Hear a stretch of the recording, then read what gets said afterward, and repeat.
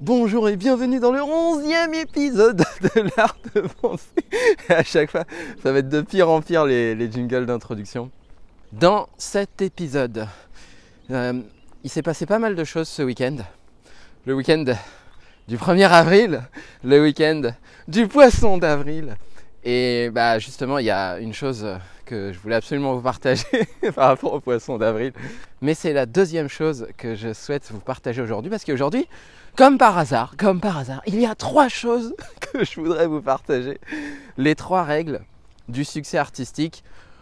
Ou on va dire, après c'est aussi les 3 contre-règles de la déchéance artistique. En fait, ça marche dans tous les sens. Bref, en tout cas 3 choses que j'ai apprises ce week-end qui m'ont fait prendre conscience de à quel point ces 3 règles sont importantes pour toujours avoir une pratique saine, pérenne et épanouissante. Bon, pour la première règle, je vais vous parler d'une élève de émotion qui s'appelle Sandrine. Alors que j'ai pas eu ce week-end, je triche un petit peu. Non, je l'ai eu vendredi après-midi, en appel Zoom. C'était la dernière session individuelle. Et il y a un truc qu'elle m'a dit, sur le coup ça m'a vraiment surpris et en fait ça m'a pas mal renvoyé à ce que je vivais aussi. Elle m'a dit, je m'étais fixé comme objectif de faire tout le programme parce qu'il est ultra dense le programme. Sachant que Sandrine elle a des difficultés au niveau de l'attention, c'est pas évident pour elle de terminer un projet, surtout un projet sur plusieurs mois comme émotion. C'était un véritable défi pour elle. Et elle l'a fait, elle l'a terminé et elle a même fait plus, beaucoup plus que ce que le programme demandait. Et en fait, je lui ai dit, mais tu te rends compte de ce que tu as fait, Sandrine, là, pendant tous ces mois là? Et puis elle me dit, en fait, je vois concrètement les trucs qui se réalisent, mais en fait, j'ai pas l'impression, j'en ai des frissons là pendant que je vous parle, j'ai pas l'impression que ça corresponde à quoi que ce soit, j'ai pas l'impression d'apporter grand chose. Et sa phrase, si je la reprends mot pour mot, c'était, je n'arrive pas à reconnaître la valeur que j'apporte. Alors que sur le forum, elle est ultra active. Elle envoie plein de messages, elle rebondit à quasiment toutes les publications, c'est incroyable. Elle apporte tellement dans le groupe et en plus, même artistiquement, je lui ai dit, mais tu te rends compte à quel point tu as évolué là en quelques mois? C'est juste incroyable. Et puis elle me dit, non mais j'arrive pas à reconnaître ma valeur, en fait, j'arrive pas à voir ce que j'apporte. Et c'est ça la première règle, c'est même si vous avez des doutes, et Sandrine elle en avait tellement et elle en a toujours tellement. Et en plus de ça, Sandrine, elle a une maladie, elle vit avec, elle suit une thérapie pour pouvoir se soigner ou en tout cas pour pouvoir vivre avec ça. Et malgré tout ça, malgré tout ce qu'elle traverse, elle trouve la force en elle, elle trouve les ressources en elle pour aller mais 10 fois plus loin, beaucoup plus loin que ce que la plupart des gens font. Et quand j'ai entendu ça, non, j'arrive pas à reconnaître ma valeur, je me suis dit, mais en fait, t'as même pas besoin de la reconnaître. T'as juste besoin de voir ce que t'as réalisé. Et la première règle du succès artistique et même du succès en général, c'est ça, c'est de faire et non pas de parler ou de juger, c'est de faire. Que les autres soient d'accord ou pas, on n'en a rien à faire de ça. Il faut faire et après on discute, après on réfléchit et après on ajuste. Et à l'aquarelle c'est la même chose. Combien de fois j'ai passé des heures à me dire « Non mais cette aquarelle elle est compliquée et puis cette photo je sais pas comment la transformer. » Ah mais avec le défi des 52 aquarelles en 2 semaines, je peux vous dire que cette pensée, elle est allée au placard, mais direct. Là, je me suis dit, mais arrête, fais, et après tu verras, mais fais. Et quand j'ai dit à Sandrine, mais regarde toutes les vignettes que tu fais, regarde toutes les planches à l'aquarelle que tu as créées, et regarde aussi tous les commentaires des autres élèves. C'est juste incroyable tout ce que tu apportes. Elle me dit, bah ouais, mais en fait, j'arrive pas à reconnaître ma valeur. Et quelque part, ça m'a aussi renvoyé à ce que je vivais. Moi, quand je reçois des commentaires sur YouTube, quand je reçois des emails de remerciements, je me dis, bah ouais, c'est super, mais bon, concrètement, qu'est-ce que j'apporte dans ce monde, quoi? Et du coup, quand je me suis vu en train de lui dire, mais Sandrine, réalise ce que tu as réalisé, là, je me suis dit, mais applique aussi ce conseil à toi. Et Sandrine, si tu écoutes ce podcast, et je sais qu'à un moment donné, tu vas l'écouter, tu fais partie de cette catégorie de personnes qui font. Et ça, c'est juste incroyable, Sandrine. Donc, crois en toi, continue de faire, continue de créer, continue de réaliser, comme tu as si bien su le faire pendant ces derniers mois. Et à un moment donné, les preuves seront tellement accablantes, les preuves seront tellement évidentes que tu apportes tellement dans ce monde que tu pourras même plus nier ça. Donc voilà la première règle. Faites, réalisez, créez même si vous êtes rempli de doutes, même si vous ne savez pas où vous allez, même si vous ne savez pas où vous allez atterrir. Il y a un chien derrière. La deuxième règle, elle vient de ce week-end, quand j'ai fait ce poisson d'avril. J'ai envoyé un mail en disant « Ah, j'ai besoin de faire une pause ». Et bon, j'ai essayé de rendre le truc ultra réaliste en disant « Ouais, j'ai peur que tout s'écroule du jour au lendemain. Est-ce que c'est vraiment fait pour moi, l'aquarelle, etc. etc. » Et à la fin, je conclue le mail en disant « Ouais, en fait, c'est surtout mes filles là qui me font galérer. » Et je mets une photo où il y a une vingtaine de poissons d'avril scotchés sur mon dos. Et après, je dis joyeuse Pâques et joyeux poisson d'avril. Et en fait, c'était un poisson d'avril, c'était un vrai poisson d'avril. C'était une blague. Et j'ai reçu tellement de mails, des centaines de mails, où les gens me témoignaient leur soutien, me disaient « Mais franchement, t'apportes tellement, c'est absolument génial ce que tu fais, prends le temps qu'il te faut. » Et du coup, c'est là que je me suis rendu compte, mince, j'ai pas été super clair dans mon mail, parce que à peu près la moitié des personnes avaient compris que c'était un poisson d'avril. Et encore, il y en a qui avaient quelques doutes quand même, donc ils m'ont demandé confirmation, est-ce que c'est un vrai poisson d'avril ou est-ce que c'est un faux poisson d'avril? Et puis il y a eu l'autre moitié des personnes qui pensaient vraiment que j'avais besoin de prendre une pause et que j'allais en faire une pour une durée indéterminée, comme les CDI, un contrat à durée indéterminée avec moi-même. Et en fait, alors déjà, je profite de ce podcast pour dire, c'était un vrai poisson d'avril. Je suis ultra motivé, j'ai jamais été aussi épanoui dans ma vie. Financièrement, je sais que tout peut s'écrouler du jour au lendemain. Ça fait partie de la vie entrepreneuriale. Et puis, quelque part, l'aquarelle m'aide aussi à accepter ces choses-là, ces risques, ces imprévus de la vie. Quand je peins une aquarelle, il se passe toujours des choses qui sont imprévues. Et puis, il faut composer avec, il faut faire avec. Donc là, c'est pareil. Si du jour au lendemain, mon activité ne fonctionne plus, je ferai autre chose. C'est pas grave. Mais en attendant, je sais que je développe quelque chose en moi qui déjà me rend heureux aujourd'hui, mais qui en plus me servira toute ma vie, qui est une forme de persévérance, qui est une forme de résilience, qui est une forme aussi d'adaptabilité. S'il y a des choses qui se passent mal, je sais rebondir. Toutes ces choses-là, ça m'aide au quotidien. Et ça m'aidera aussi pour le restant de ma vie. Donc, bref, j'en reviens à la deuxième règle, je referme la parenthèse. En plus, le mail, je l'ai écrit en un quart d'heure, c'était vraiment fait sur le vif parce que j'avais tellement envie de l'écrire. En fait, à la base, je voulais pas l'écrire ce mail. Bon, je rouvre une nouvelle parenthèse. À la base, j'avais pas pensé à écrire ce mail, mais c'est mes filles le midi qui m'ont dit « Ah, tiens, regarde, papa, et m'ont collé tellement de poissons d'avril. » Et là, je me suis dit « Ah attends, mais moi aussi, j'ai envie de faire un poisson d'avril. » Et du coup, j'ai écrit ce mail-là. Bon, bref, je referme la parenthèse. Allez, maintenant, on passe vraiment à la deuxième règle. Donc la deuxième règle, c'est qu'à la fin du mail, le mail honnêtement je l'ai relu jusqu'à la dernière phrase, on aurait pu y croire.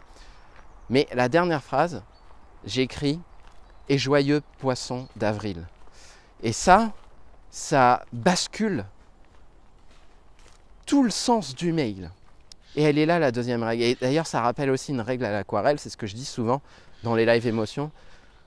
Vous n'imaginez pas à quel point vous êtes à un trait, à un coup de pinceau d'un chef-d'œuvre.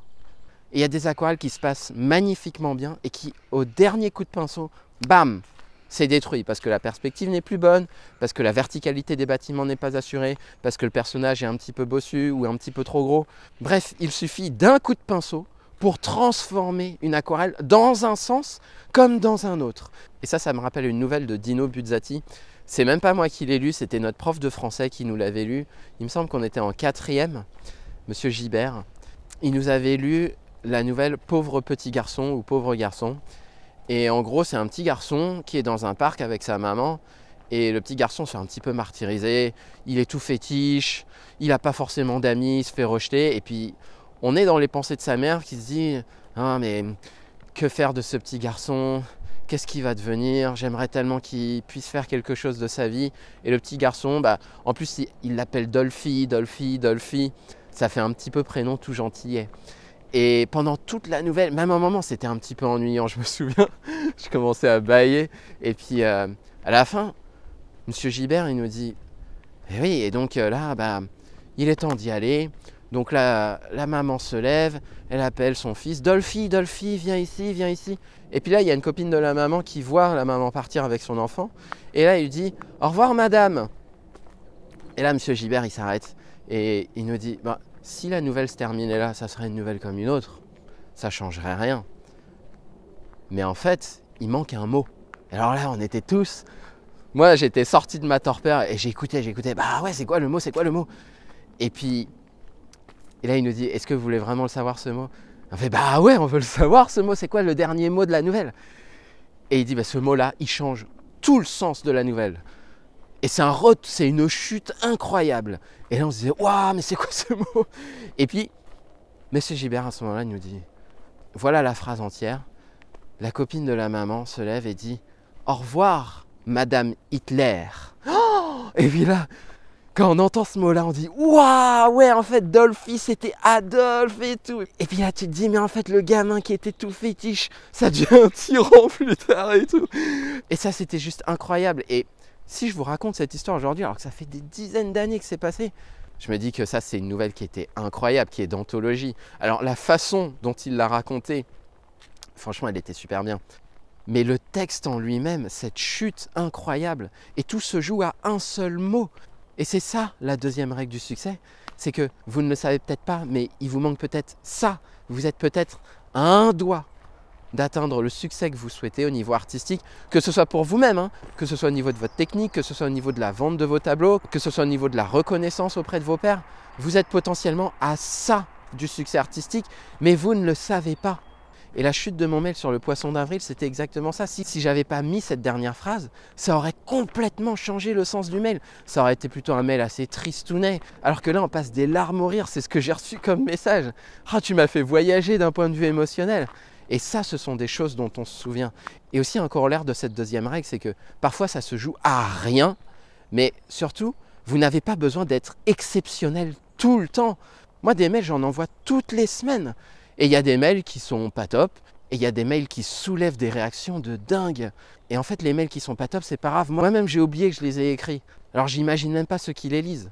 Donc voilà la deuxième règle que je vais compléter finalement. Parfois, ça se joue à rien. Et en plus de ça, vous n'avez absolument pas besoin d'être exceptionnel tout le temps pour avoir le succès que vous souhaitez. Et la dernière règle du succès artistique, c'est lié à la formation que je vais lancer bientôt. Ah, il y a les chiens là-bas. Bon, je me retourne. La dernière règle du succès artistique, c'est lié à Révélation. La dernière formation que je vais sortir, je vais la sortir demain d'ailleurs.